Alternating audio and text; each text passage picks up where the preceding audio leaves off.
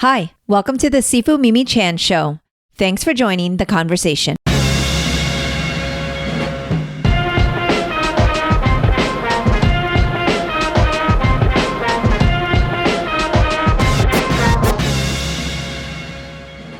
In this episode, Oscar and I had the incredible opportunity to sit down with Dr. Mark Cheng, a dear friend and esteemed expert in manual therapy and martial arts. Recording in person was a rare and delightful experience made even better by Mark's warm hospitality. Podcasting in person during my travels has been a thrilling change, and this episode is a testament to the joy of in-person conversation and connection. Tune in as we stretch, discuss a wide range of topics, and if you are joining on YouTube, you get to watch Oscar get treated live. A huge shout out to Mark for not only inviting us into his home, but for truly being the best host in LA ever. Much, much love. For those that don't already know, Dr. Mark Cheng is a renowned expert in manual therapy and a seasoned martial artist. With a background in traditional Chinese medicine and various forms of manual manipulation, Mark has developed a comprehensive approach to treatment that emphasizes precision, intuition, and patient-centered care.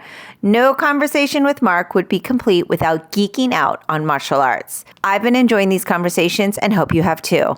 If you have, please rate my podcast on your platform of choice and share it with others.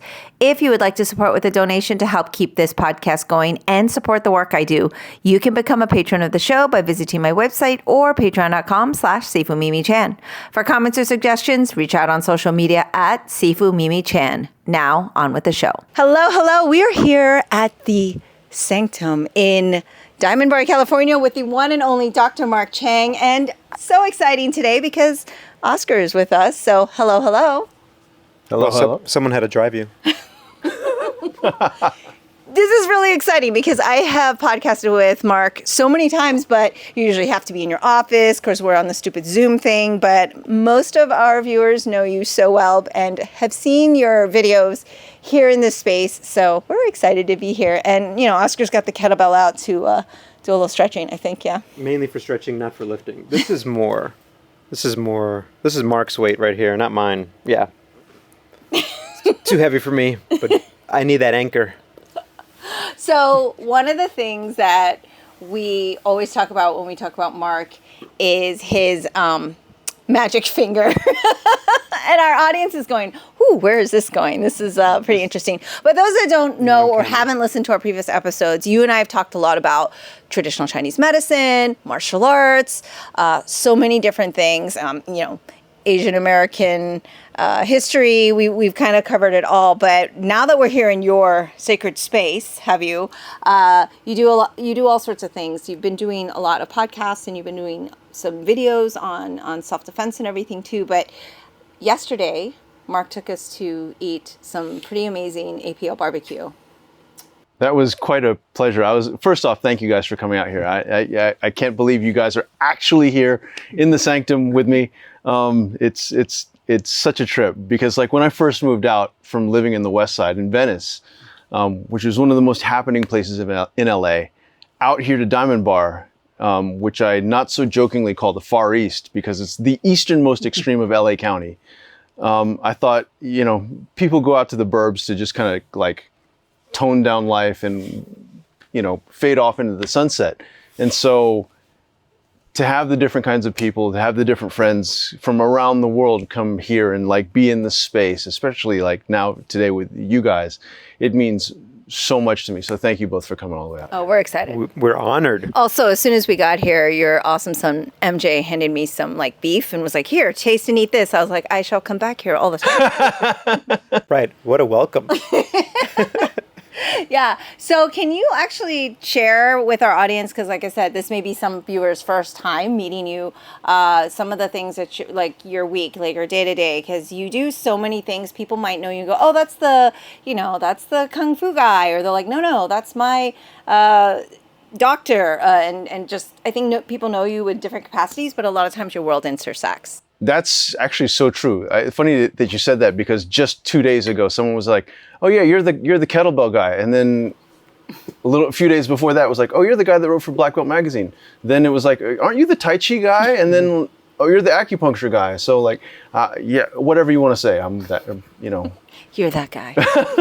But I mean, I've worn different hats. I think over time, just because to be really honest, I'm curious about certain things. And so when I have the opportunity to take a deep dive into something, especially when I've got access to a great subject matter expert, like Pavel Tsutsouline, for example, with whom I was really fortunate enough to spend a lot of time either one-on-one or like in a semi-private setting, learning the intricacies of kettlebell training and strength and conditioning training. So like whenever I have those opportunities, I like to try and to really maximize or really go as deep as I can. And so, yeah, like I've had some insane opportunities from not only the martial arts, but also medicine and strength and conditioning. So, yeah. And then, yesterday, for example, when we met up at APL, Adam Perry Lang's barbecue, for those of you that have never seen, I don't even know how to describe it because like other than the new title, which Mimi coined, which is barbecue seafood, BBQ Sifu, which is now a new hashtag. That's right, BBQ Sifu. Adam Perry Lang, at Adam Perry Lang on Instagram, you will see he is the BBQ Sifu.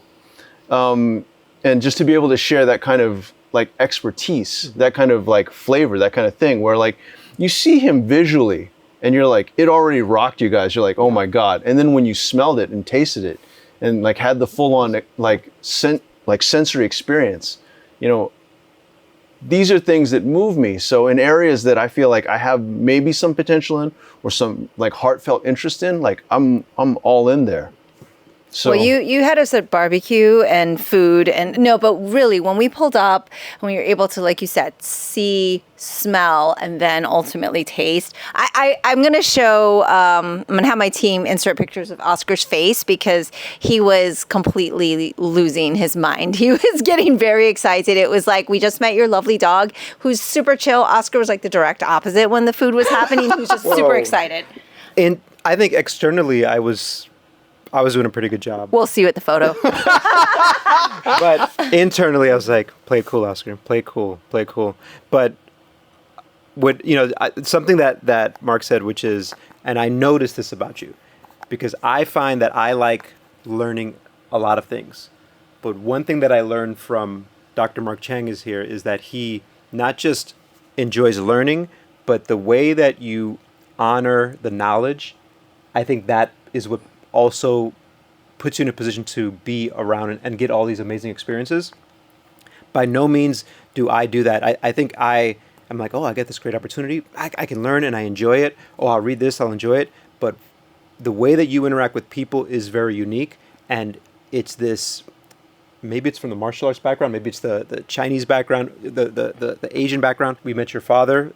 Maybe it's the kindness that he imparted in you. But when you are interacting with people, it's just you have such a high level of respect, how to teach people, how to honor that knowledge that you're getting, that's something that I learned the more time that I spent around you. And I'm like, I need to be more like that because I love learning, but I don't necessarily honor the source of knowledge as much. Does that make sense? That's really generous. That's really generous, super generous, Oscar. I feel like I just have the unique privilege sometimes of being in a place where I get to learn, but also I have a platform to amplify, right. And I think one of the coolest things about the podcast, like the Sifu Mimi Chan show, is that like you have a chance to amplify voices that oftentimes may not get heard, and they may have an amazing message. And so that to me is like if you have that power, if you have that opportunity, like you now have that responsibility to deliver that kind of experience for other people.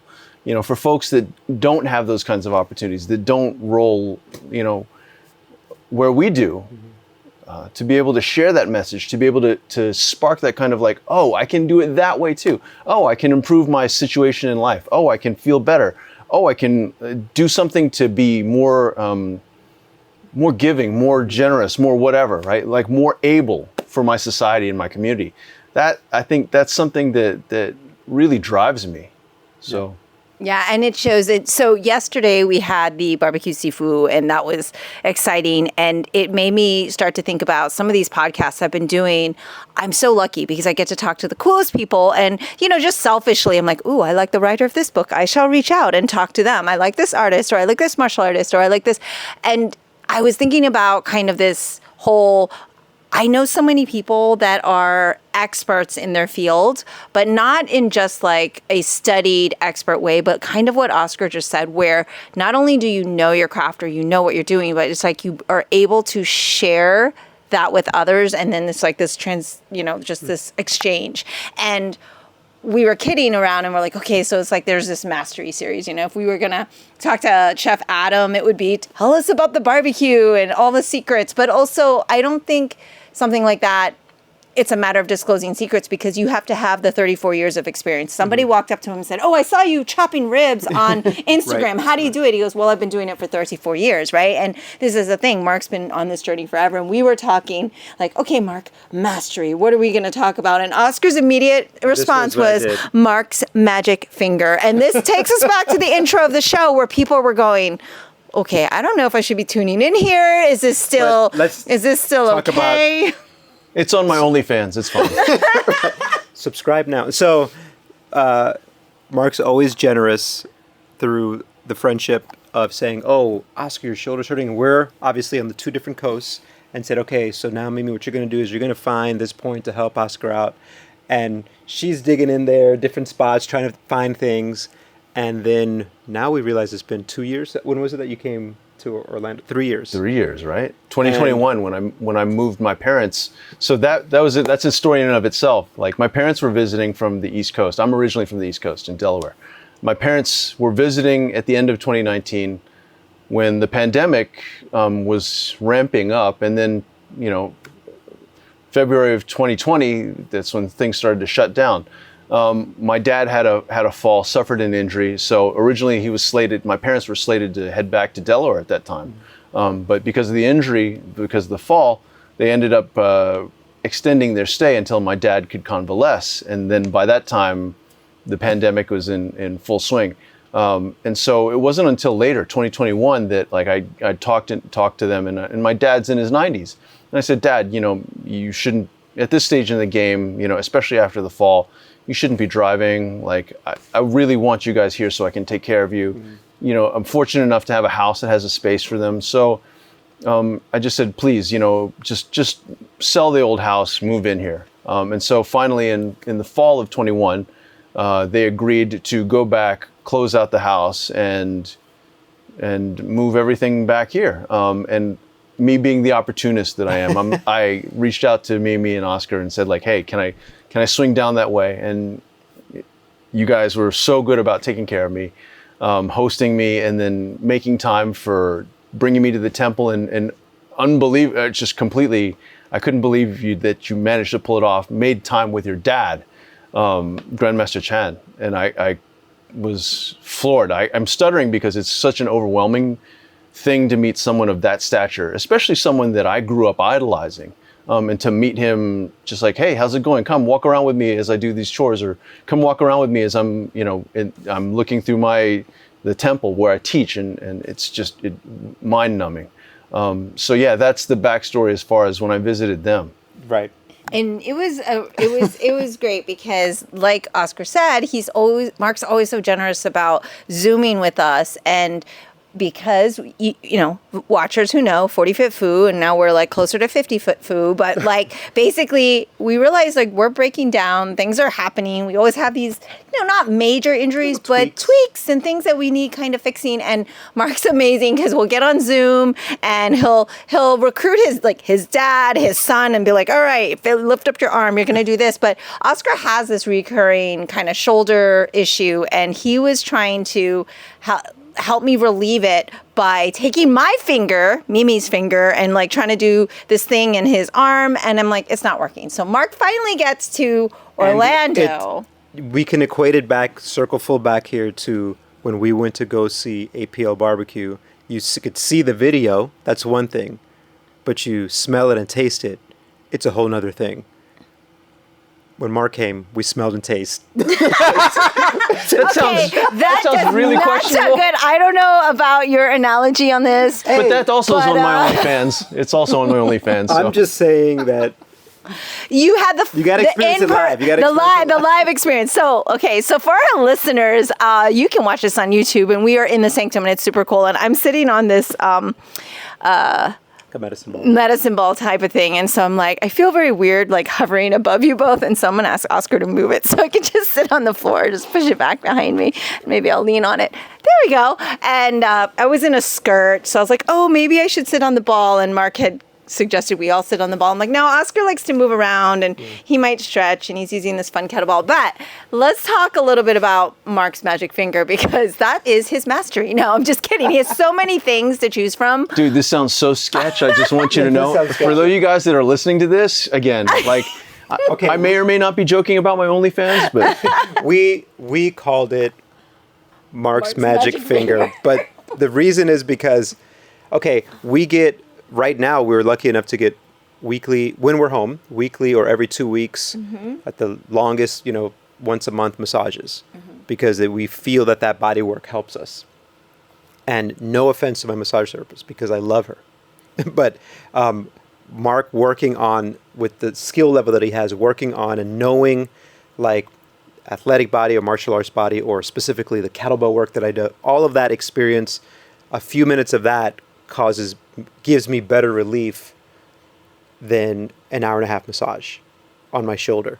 So can we talk about the magic, Mark's magic finger experience though? So basically Mark's finally in Orlando with us, and we're feeding him and we're resting and I show him, here's what I tried to do. I tried to get my hand in here and whatever. And Mark goes, oh, and he picks up his finger. And then it was almost like if you were to see, like a magic wand, and he was just like, boop, and it was immediate. The Vulcan death grip. It was a Vulcan death grip. And what did it feel like? Dim mak. Yeah. Dim mak. What it felt like is I've never been pierced by an arrow before, but if you took an arrow and shot me there, and then there was pain radiating out here, and then it started dissipating, but that initial shock was just like, I was like, oh, that's what it feels like getting shot by an arrow. Yeah. So, Mark, what's the magic? It's funny because I feel like there's so many different styles of treatment, so many different styles of body work out there. My expertise, my training is mostly in Tui Na. So Chinese, for those of you guys that haven't heard of Tui Na before, traditional Chinese medicine stands on 3 legs: acupuncture and moxibustion, herbal medicine, and then manual medicine, which is called Tui Na. In some groups or some schools or some cultures, subcultures in China, it's called Tita. But Tita also encompasses, to be fair, some Tita schools or ideas of thought also encompass herbology. But basically it's traumatology, using hands as the main tool. Tui Na also has 3 sections. So there's bone setting, soft tissue work, and then energy work, energetic work, like applied Qi Gong or Hei Gong. So my specialty is more on the soft tissue end and a little bit as far as, I shouldn't say a little bit, but also as far as like the joint mobilization stuff.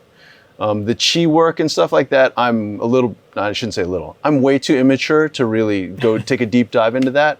And a lot of it was just sort of like, at the time when I was 18, I remember one of my first teachers telling me, okay, great, you want to learn these skills and you need to practice these exercises to build your qi and do your qigong and stuff like that. And there's no eating meat past a certain time. There's no alcohol. There's no sex. There's no this. There's no that. And I'm just there like, I'm 18 years old in LA for the first time, and I'm like, nah, man, we're cool.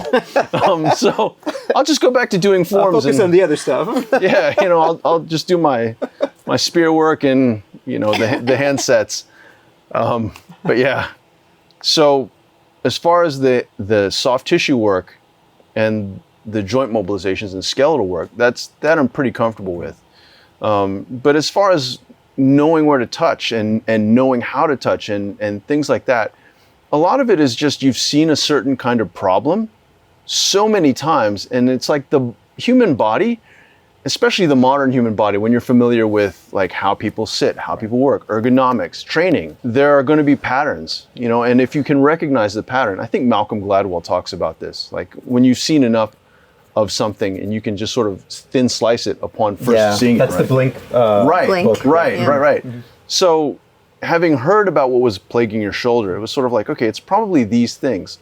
So now it's a question of, can we do the soft tissue work in these points to de-trigger those muscles so that instead of those muscles holding on to tension a certain tension level where like the muscles themselves are thinking that, okay, I'm at 0, I'm relaxed, I can't get more relaxed than this, but they're still holding on to tension, which is a pathological thing, right? Like if your brain interprets a particular reality and it's different from the actual reality, that disconnect is pathology, right? Whether that's socially, like, you know, for example, like you tell someone, please don't raise your voice at me, and they're like, what do you mean I'm raising?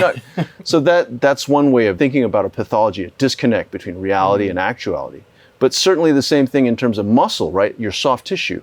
If you're really relaxed, like healthy soft tissue should be able to accept a decent amount of pressure. And hypertonic soft tissue, meaning soft tissue that's holding on to tension that it thinks is relaxed, but it's like it's really holding on to more tension than it realizes, that's when you don't have a good, healthy situation. And ideally, soft tissue that's really relaxed can allow a lot more blood flow in and a lot more blood flow out. There's less compression on the nerves, there's less compression on the blood vessels. But you don't want something to be completely relaxed to the point where you can't engage it. So, you know, I always talk about Taiji, right? Like, if you understand in Chinese the characters for Taiji, it literally means polar extremes, right? Like we say supreme ultimate, but I think a more accurate translation into English is like polar extremes. So it's like maximum brightness, maximum darkness, like, and you want to be able to explore everything in there. So a lot of people think about Taiji as a martial art in terms of just, oh, go slow, go soft, go this, be gentle, all these things. But really, Taiji should be able to encompass the totality of things, right? Which Bruce Lee talked about, the term totality, quite a lot. So you want to be able to go in Taiji super slow, super soft, but also really fast and be able to like, whoom, and like drop. Yeah, like Chen style is very much explosive. And even in Yang style though, right? Like, so if you look. Time to apply. Yeah. Totally. That's where you put all that force into it. Certainly. Force, speed. But even in the set, right? Like as you're doing the set in Yang style, right? It's really useful to be able to examine Yang style or practice Yang style, go painfully slow so that like just taking the first 18 postures up to the cross hands, right? Instead of 5 minutes, okay, make that take 15 minutes and you're sweating because it's like you're going so slow and your stabilizers are just super fried.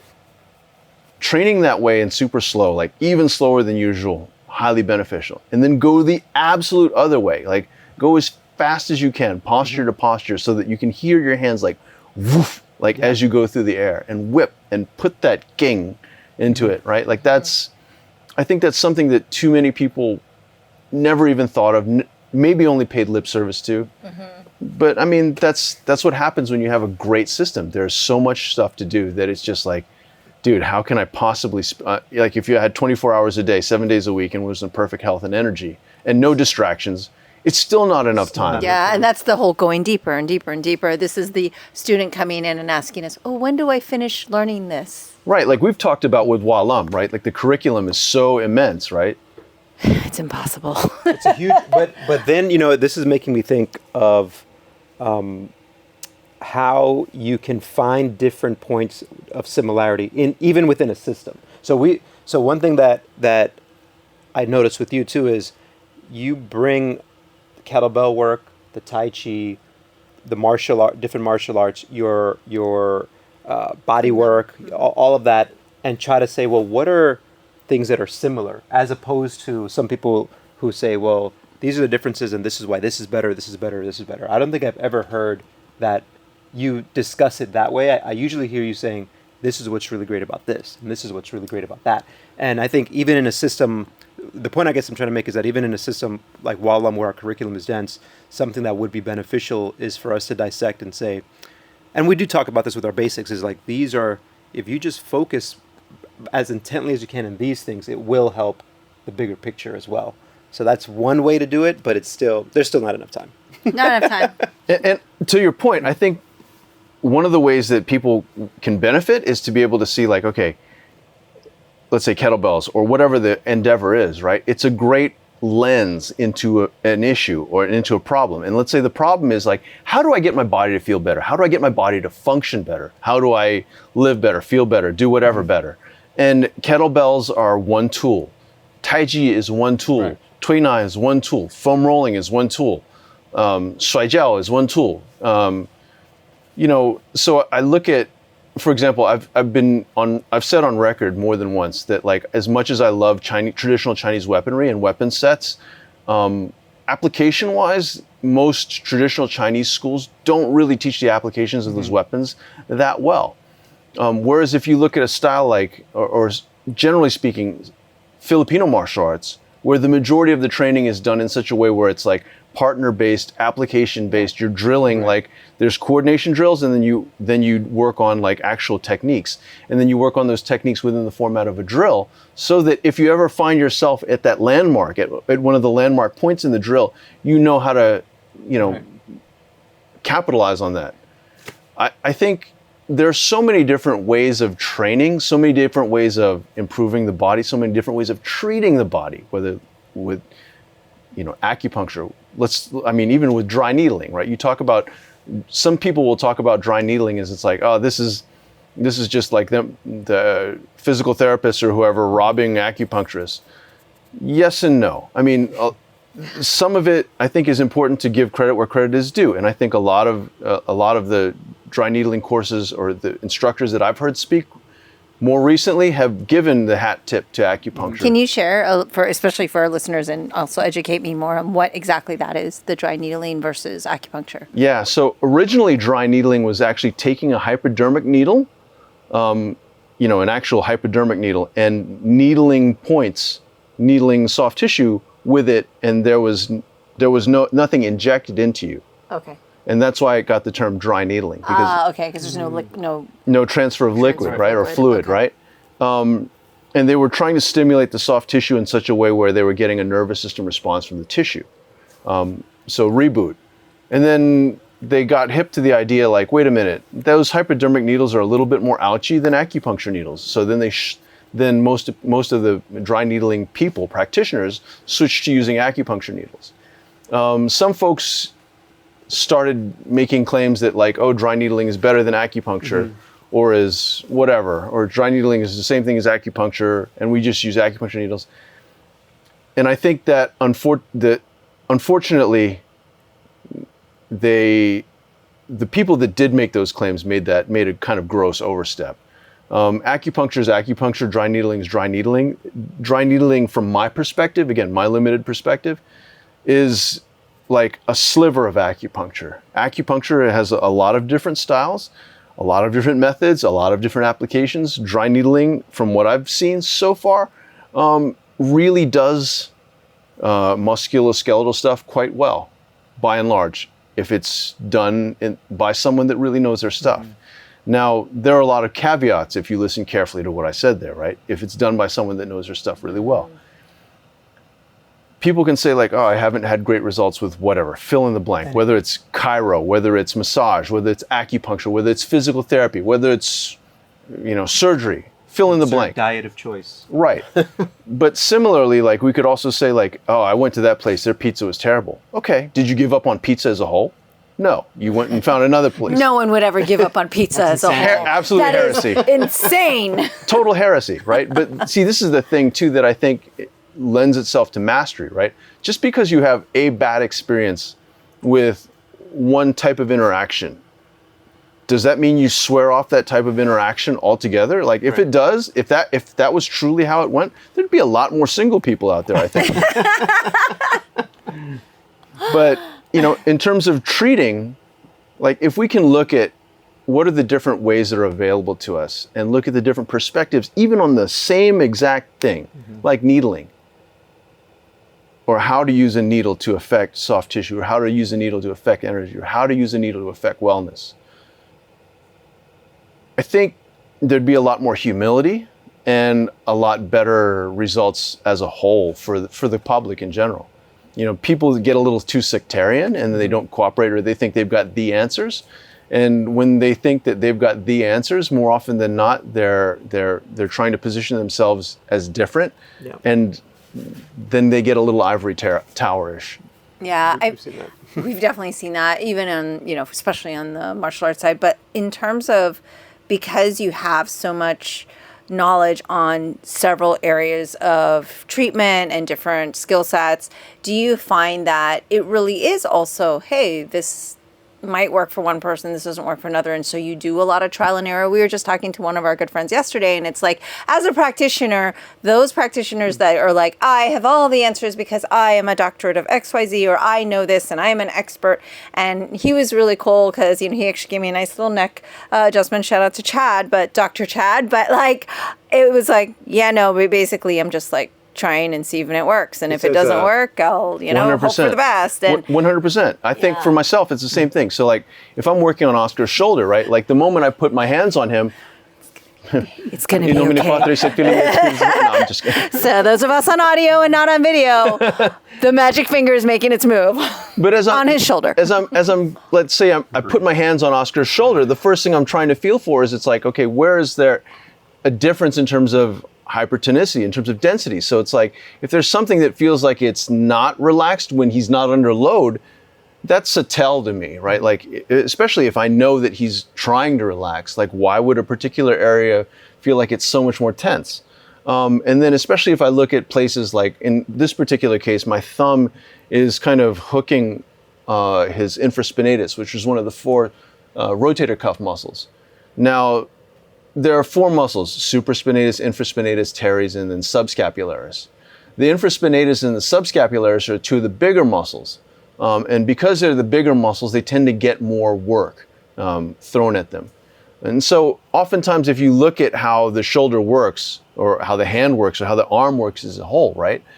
Like, those muscles get taxed. And when they're taxed to the point where like they can't be as elastic as possible, because like we've all had that, I don't know, we've all, but I've certainly been that dumb where like as a kid growing up, you get to the weight room, there's no one there supervising you. On TV, you see people do curls. So what do? You do curls.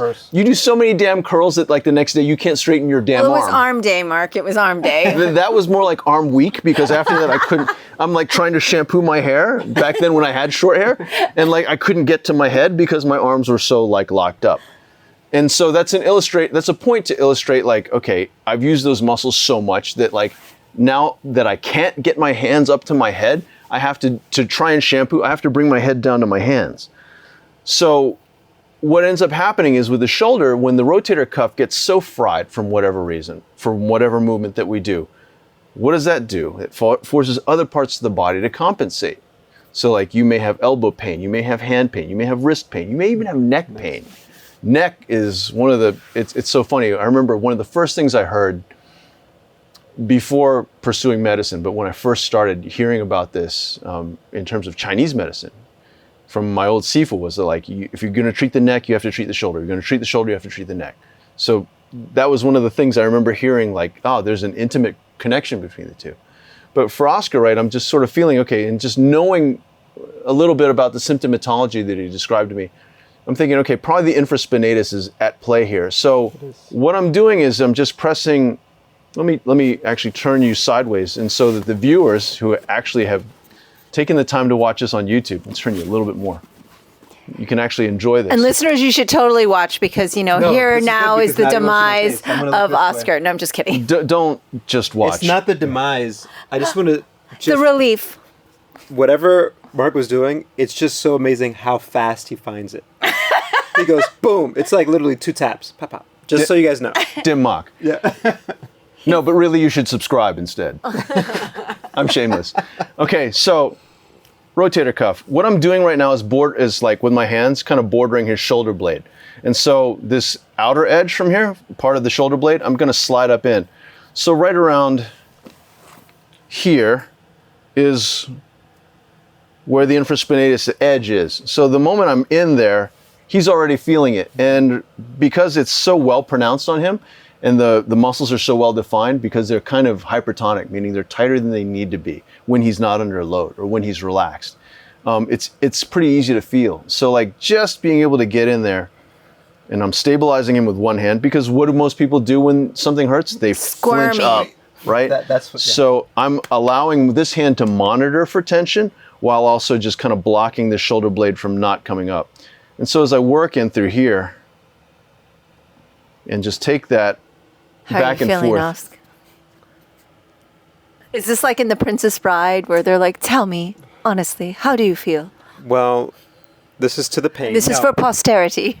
Well, the thing is, in video, I'm trying to be chill, but now the arrow has pierced. Well, this is your APL analogy where you were trying to keep it cool, but on the inside, Keep it cool. there was just a lot of emotion. Keep it cool. Keep it cool.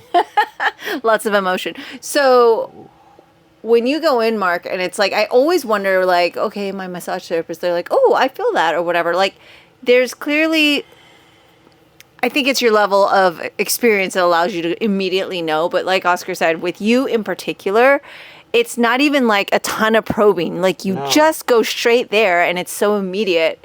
Is it just because you've done this that many times, or is this some sort of mystical, like, sixth sense that you're like, I can do this blindfolded? It's definitely not a sixth sense, and there is some probing. I mean, just kind of like you guys were mentioning with Dr. Chad Eldridge. My thing is sort of like, if I try a particular approach with a patient, in this particular case, I'm just doing some soft tissue work on Oscar's infraspinatus. And like there are points in here, small intestine channel, for those of you that are into acupuncture, that, correlate directly to these points that I'm working on, not just in terms of like muscular, like, oh, it's the infraspinatus. But yeah, I mean, if you want to refer back to acupuncture points, you can do that too. But as I'm doing a little bit, my whole thing is like, okay, after a couple minutes, let's retest. So I'd be like, okay, Oscar, can you move that shoulder around? Does it feel different? So this is, for me, it's instantaneous because I've been dealing with this for years, right? I always move and I hear clicking, and whatever you did, it's not doing that clicking. So this is, I guess, the point that I was making earlier about the massage stuff, which is like, my massage therapist, who, again, I love, she's on there, she's like, oh, sorry, I'm putting a lot of pressure. I'm like, no, it's cool. It's fine. And she's, digging her elbow.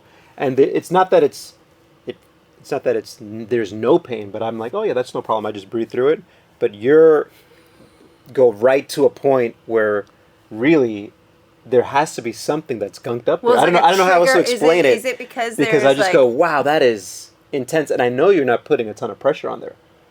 Because I felt someone's full body weight with their elbow on my back, and I'm like, all right, it's good. And she's like, and she's trying to say, oh, I'm sorry, and I'm like, you don't understand what I've been through. The trauma told me. I make it sound like it's not a positive experience. I know it's actually a very positive experience, but it's just such a intense one. It's a very sharp, intense experience. Yeah. Yeah, I mean, like a lot of it is kind of, I don't know how to describe it other than mental. Like a lot of times we think of, oh, this part of my body's totally fine, and then someone presses on it, and then you're like, oh my God! Like you're like, you break out in a sweat, you panic, you jump, you scream, you cry, whatever, right? Like for example, I had a patient with knee pain, and they were like, yeah, I got something really wrong with my knee. It's in my joint. Blah blah blah blah blah. They're like, I had the MRI. They're saying it's this and this, and I'm like, okay. And I'm listening as they tell the story, and they're like, they've tried these things, they've done like a Prolo, they've done all these different approaches, and they're like, yeah, but nothing's helping. And when you look at the films, it doesn't look like there's that much architecturally bad with the knee itself. So like, why are the symptoms not matching the image, right? And so, well, in that case, we'll do exploratory surgery, like, wait, so you're going to cut and induce an injury? And I'm not knocking that, because there are times when it's absolutely warranted. Right. But when it comes to joints, more often than not, it just means that like there needs to be a little bit more conservative approach in the right direction or from the right direction to find the root problem that is not where you're looking. And so for that particular patient that I have in mind, I just happen to, say, okay, let's have a look at what's going on as far as with part of the musculature, like above, below, right? Just behind the shin. Okay. And so I'm working in there as I'm feeling, and I'm literally barely pressing, like no harder than like a relatively firm handshake. And to see this patient just start squirming all over the place like they're being tased, it was quite a tell. And this is someone who's an athlete, so they've already got somewhat of a pain tolerance. And to hear that patient say like, that part doesn't hurt. That part has never hurt me. Like, But as you're pressing on it, it's really hurting me. I think it's just your finger. And we come back. It's the magic finger. But I'm going to make a yes. logo with just my finger and then Dim Mak written on it. Yeah. That's going to be my one Yes. tattoo. Yeah, it's kind of like, wow, okay. But to your point, like, there's The site of the problem the is side of not the problem is necessarily always- where the fix is going to come from. Sometimes, Great point. Yeah. So in chronic issues, right, more often than not, especially with what we call non-contact injuries, meaning like if Oscar clocks me on my jaw and my jaw hurts where he punched me, that's a contact injury. It makes absolute sense that my jaw hurts right there because he just punched me there. But let's say that I'm, I don't know, doing push-ups all of a sudden, doing lots and lots and lots and lots and lots and lots of push-ups. And after doing all those push-ups, like my hands are going numb, I'm losing grip, like I'm having neck pains, things like that. Well, doing push-ups per se, I'm not doing push-ups with my head, I'm not doing bridge work from like wrestling.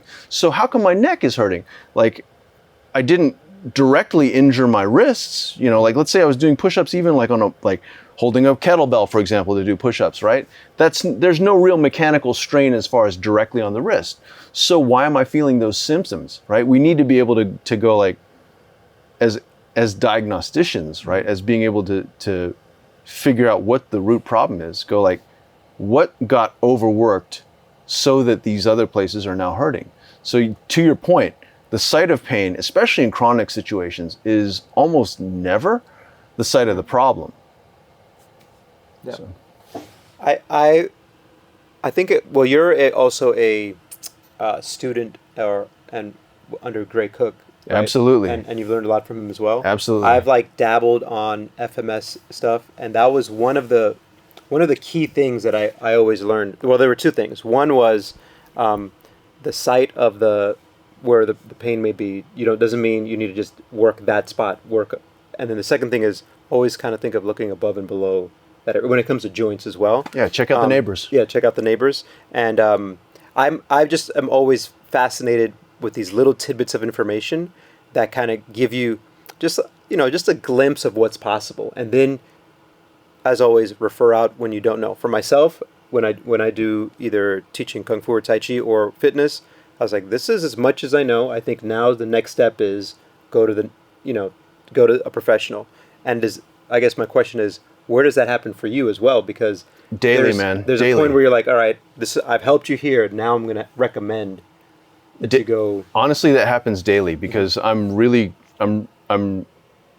try and be really diligent about saying like, I don't know, like if I get a question that's outside of my area of expertise, I don't know. If someone asks me to comment on a training style or a training method or a treatment style or treatment method that I haven't experienced or that I haven't taken a dive into, my first answer, my canned answer is, I don't know, but I know someone that you can talk to about that. Right. And usually I know, through my network, I have some people to be able to refer out to.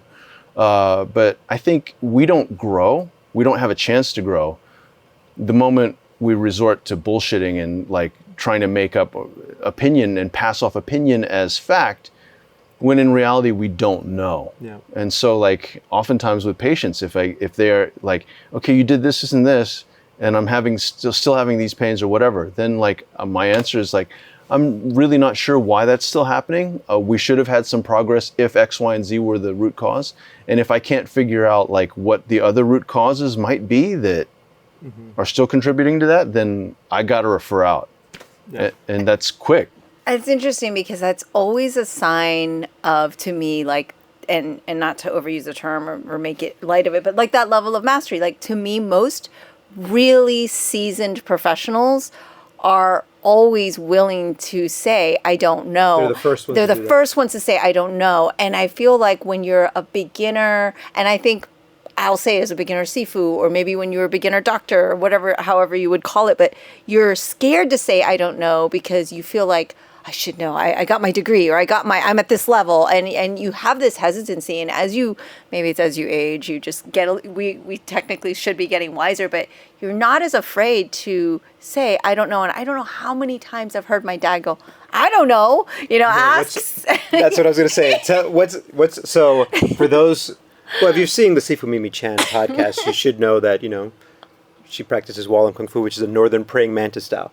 the praying mantis style was created by Wang Long, right? And we don't have to go to all of that, but whenever someone would ask Master Chen a question about something with Walam, Yeah, they love to His kind of res- go into the weeds and Yeah. think, well, this is the Grand Master, so he must know everything about every part of the history. And they'll ask him something specific from our Wallam style that's like in our book, we have questions, and there'll be an answer. And I'll be admitting it's kind of a vague answer because that is what we know historically from what was passed down, from the literature we have. And so when someone asks him, he goes, I don't know, ask Wang Long, because he's going to say, so then students ask, well, why are you making us memorize just this? And it feels incomplete. It's like, because we don't want to just even lose this part. Even having a small portion of the history, even having just an inkling of that information, we don't want to lose that. And even if it's incomplete, we can start to research and then make best guesses, but definitely not pass it off as, well, we've come up with this and now it's our own and this is the word. This is the word of all mantis styles. Like, no, this is specific to Wallam. Here's what we've researched, but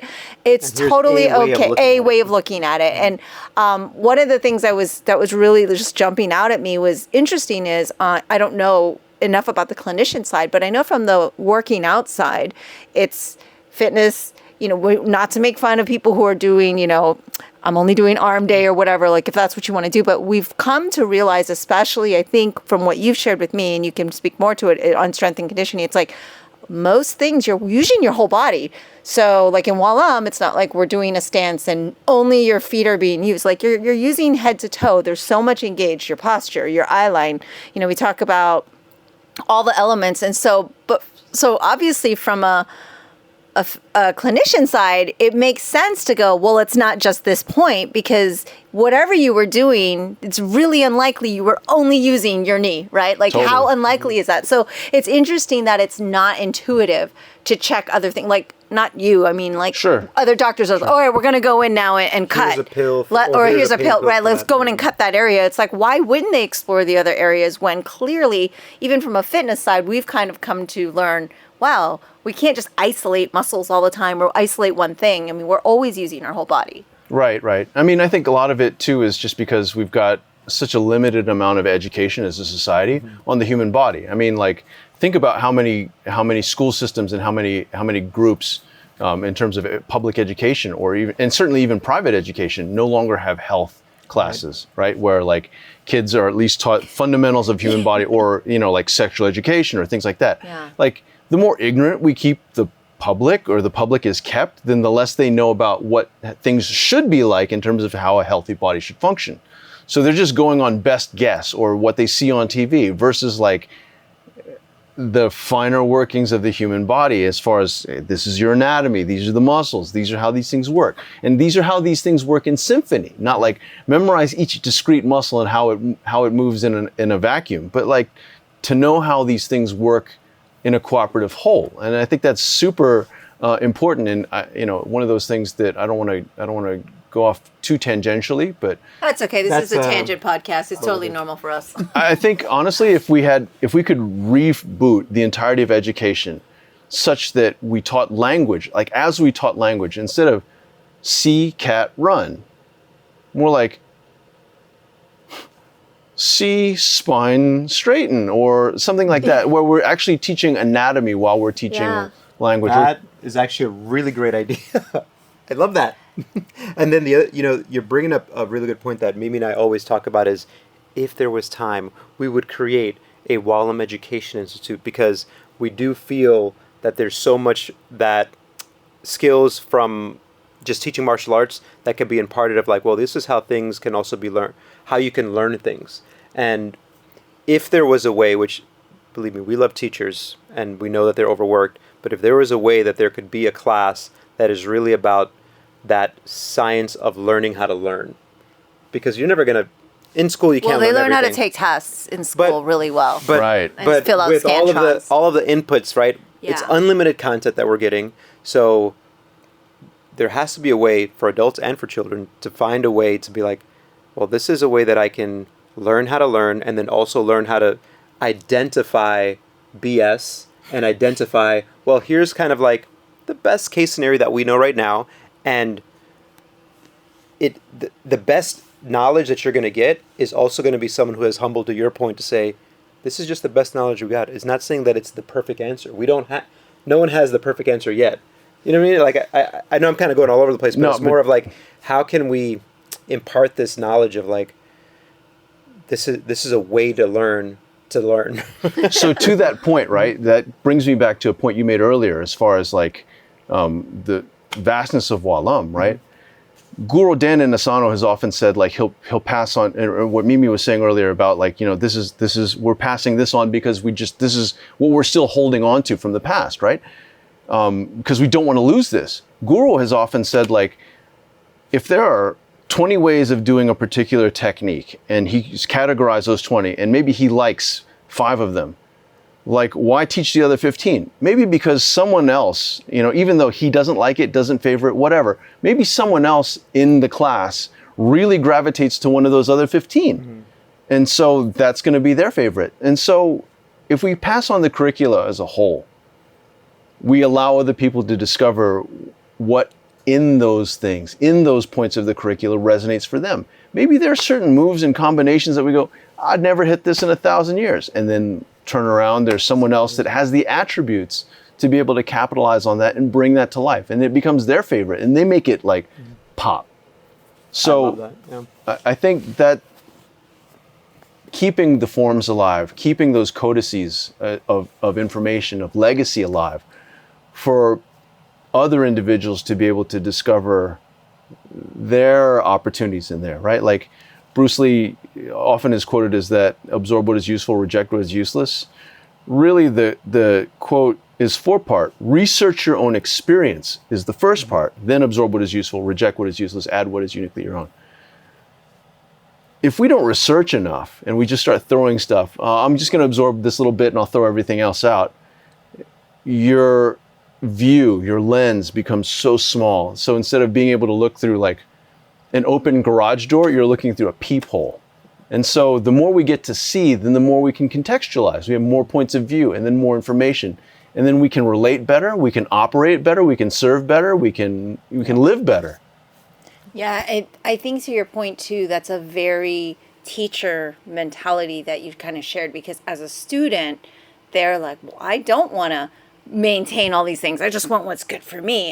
And once you become a teacher, you realize there's a lot more of yourself. Like you can't be as selfless in a sense of, I only want to do the things I want to do. You have to think about the future generations. You have to think about all of the students and the different needs. Like we talk about all the time, the diversity at our school in age, in background, in physical ability and capability. And so the responsibility becomes much greater of, wow, this, I mean, I certainly know out of the Walam system, there's like at least a good 40%. I'm like, oh my gosh, do we have to have all of these forms? Do we have to keep all of this? But then I see what my dad used to do, which is this guy, he's really big and strong. I'm giving him the double axes. And I'm like, why are you going to just show this person this? And, you know, now it's like all these different facets. And I'm like, wow. But when you see how excited that person was and what it did for their self-esteem, and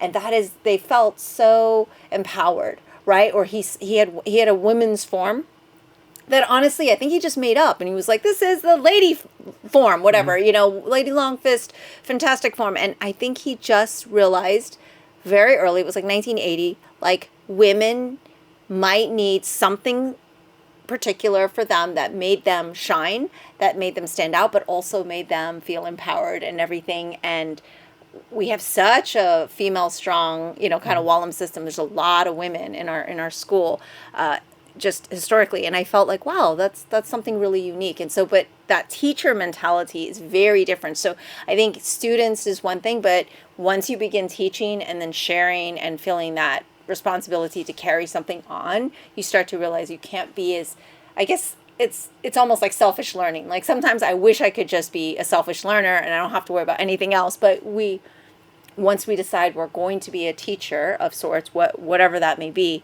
you realize you have a greater responsibility, I think. Yeah, to absorb more of the curriculum. I mean, it's one thing if you're going to be an athlete or you're going to be a fighter or something. Right. Because like, let's say for a fighter, right? really, you got a jab, cross, hook. I mean, you got a front kick and a round kick, and then you got maybe a couple clinch moves. You don't need a whole lot to be reasonably competent, as long as you understand the when and where of how to apply that and how to set it up and things like that. You don't need a massive curriculum, but once you move out of like, I'm a competitor, to like, now I'm someone that wants to understand the totality of a curriculum, so I can pass this on. Like, this is how you might fight. This is how you might express yourself artistically. These are how you might improve elasticity in your joints so that you have better hip strength, leg strength, postural strength, breath control, coordination of both left and right sides, like if you're working double weapons. These are all different attributes and benefits that come from the arts. So like, as a teacher, or as someone that's like a master / grandmaster level, the real responsibility is to be able to take as much as possible that you've been privy to and convey that in the service of others. So it's a very different ball of wax between being a great athlete, being a good fighter, being a good performer, and then like being a good kind of repository of knowledge. Yeah. And we've always noticed this with Master Chan, Mimi's dad, is this how could one person have all of this information, and then how many people will it take to keep it going? Yeah.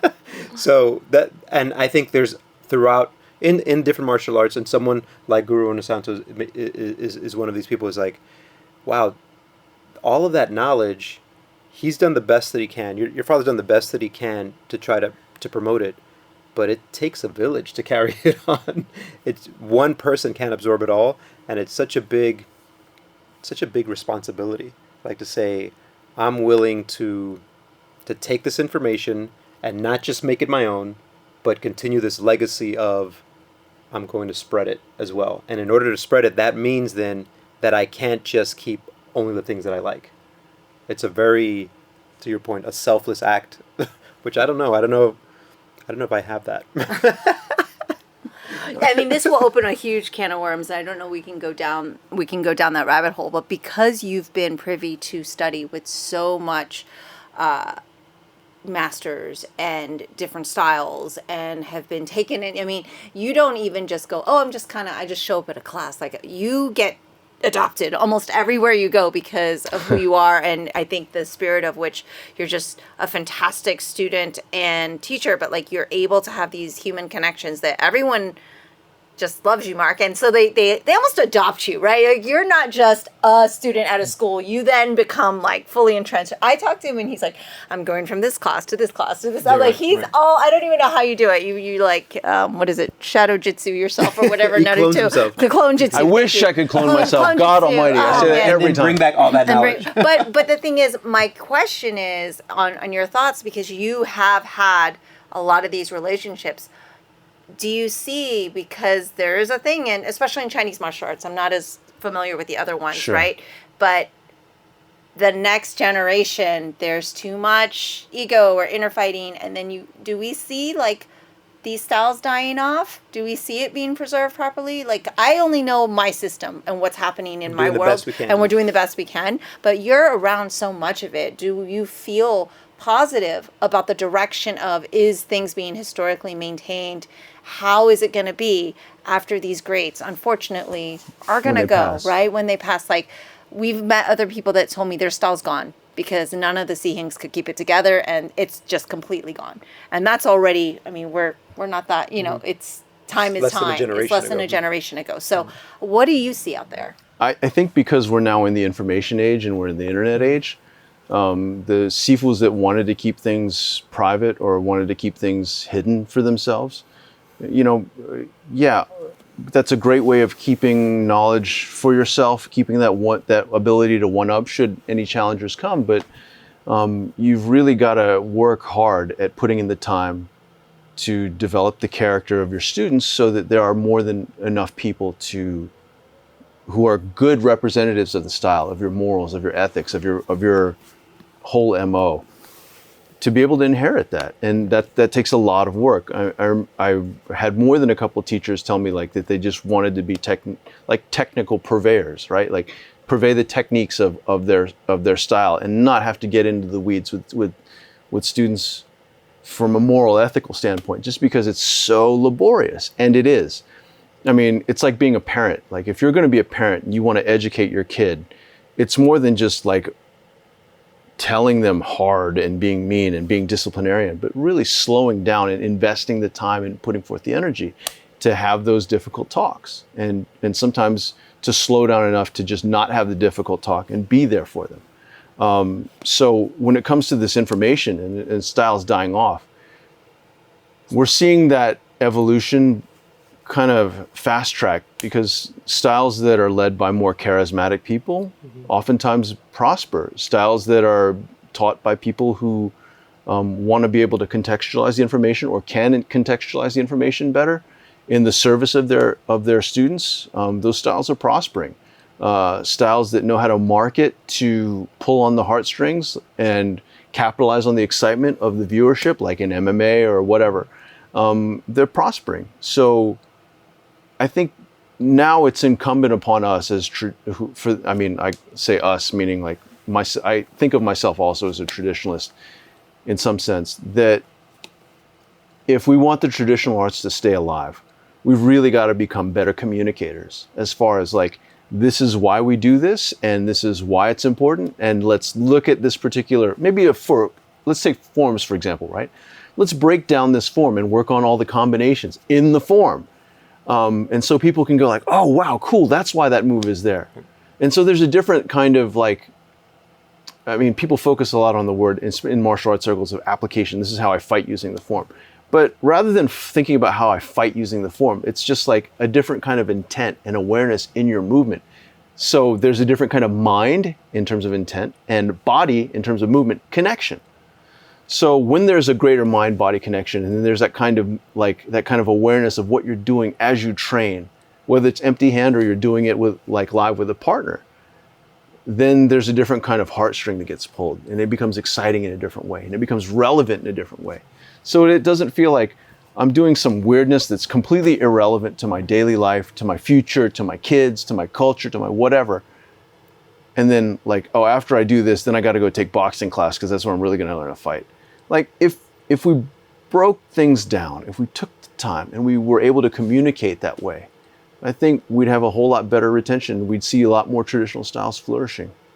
We talk about this, not as beautifully said as Yes. Mark did, but we talk about this a lot within the temple itself and Wallam as a whole, is the difference between just moving around and then moving around with the intention, and then what that benefit is to the students. And if we could communicate that, would be great.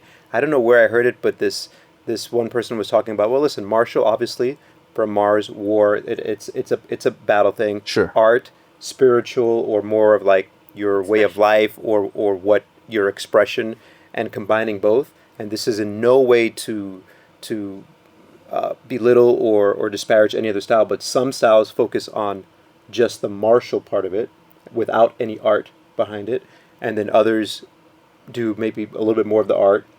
But on the traditional side, if we could communicate that martial arts in the way that you said, I agree with that 100%. It's something that we discuss a lot, of like, we need to be humble about this is what we know and this is exactly what we do, but then also very clear on, but here's all the things that this can do for you. And then you're right. And if people then join or work with you, then with that understanding, you're gonna have that retention. Yeah, I think that was exactly perfectly said. We're going to make sure our team does a nice soundbite of that, and we can reel that everywhere. No, because it is really something that I think about all the time. We talk about all the time, because it's on my shoulders, right? Like, it's literally on my shoulders. And we talk about the challenge of, this is what it is. We need to be better communicators. And we try to teach our team of instructors to be better communicators. But if they're not, that's my fault. It's on me, right? It means I haven't empowered them to do so. And it's a daily challenge, because you're right, it's taking the time. And then we get distracted with so many other things. And it's not excuses, but they're legitimate distractions. Well, it's Lunar New Year. That means we got to go out and do shows for 3 months, and Sure. that keeps you distracted. So these are the things, but putting that intention and that thought process kind of down into just a daily like reminder is super important. And I'm really happy you were able to articulate it in that way, because it's important not just for you, Oscar, and I to hear, but also for our listeners to go, oh, okay, well, that's what we should be doing, because then it also becomes students realizing they're part of that process. They don't just show up and go, okay, feed me, I'm here to learn. They have to, it's a reciprocal thing when we're learning from one another. Like, we're constantly learning from one another. So thank you for that. And we are, in this awesome space here. And I think, Oscar, when we pulled up to the house, we're like, gee, how are we going to tell which house is Dr. Mark Cheng's? And of course, Turn the corner. here we are outside. There's bullwhips going. I say, oh, I think it's that way. So there it is. I think we're gonna like hang out and check out all the weapons and fun things in here. But Dr. Mark Cheng, everybody, Mark, thank you so much for allowing us to share this amazing space with you. But also, so happy you're always here. a riveting Spending conversation and the magic finger. Oh, it is magical, everybody. You got to experience it. If you're in California, and if you can get him on there, experience it. All right, thanks so much, and I'm sure we'll be back on again sometime soon. Thank you. Looking forward to seeing you guys again soon. All right. Bye, guys. Bye, everybody. That's all for today's episode. Thanks for listening to The Sifu Mimi Chan Show. Please subscribe and rate my podcast on your platform of choice and leave a review. You can become a patron of the show at patreon.com/SifuMimiChan to help keep this podcast going. Follow me and interact on social media at Sifu Mimi Chan on Instagram or Facebook.